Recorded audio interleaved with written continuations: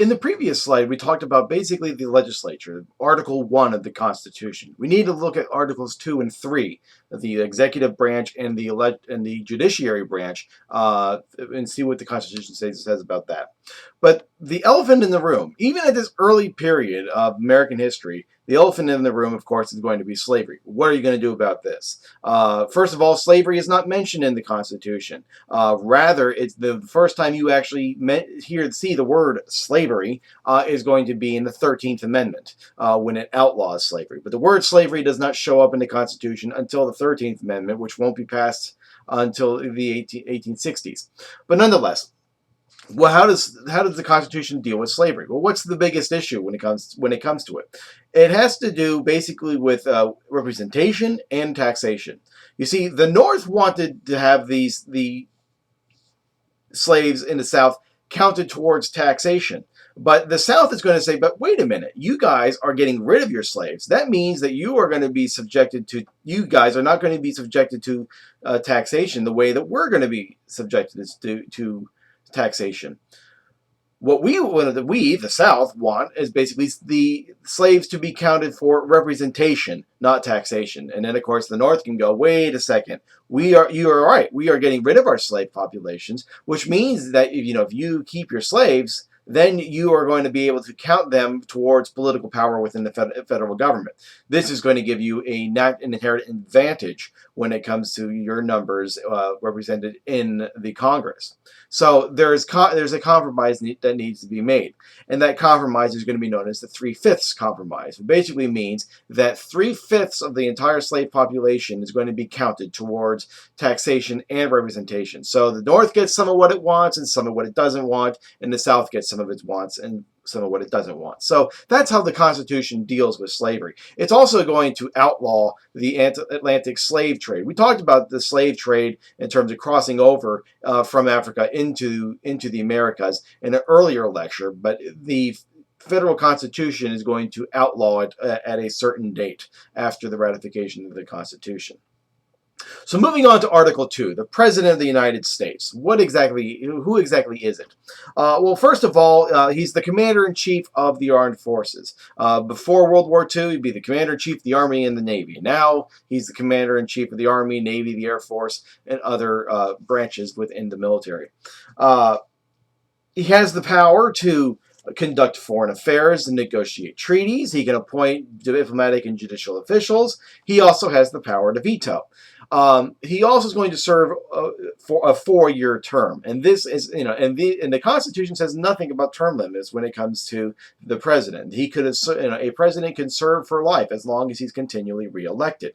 The idea of a 2-term limit is not going to come into effect until the 1940s after the 4 terms of FDR. So Washington, for example, could have served as many terms as he wanted, as long as he was reelected. And Washington is pretty much the only president that could have been guaranteed to be elected for life. Speaking of the president, we need to talk about how he is elected. He's elected through what's known as the Electoral College. What does this? Well, in 2016, we had a presidential election. The magic number is 270. And how did we come up with 270 and all of these numbers? Well, the Electoral College, the number of votes per state, is equal to the number of representatives and senators that are in the U.S. government. For example,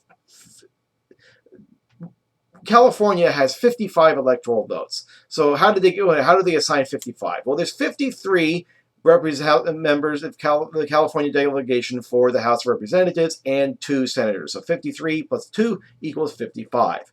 And basically what this is supposed to do is supposed to insulate the executive from the whims of an uninformed public and the intrigues of a legislature.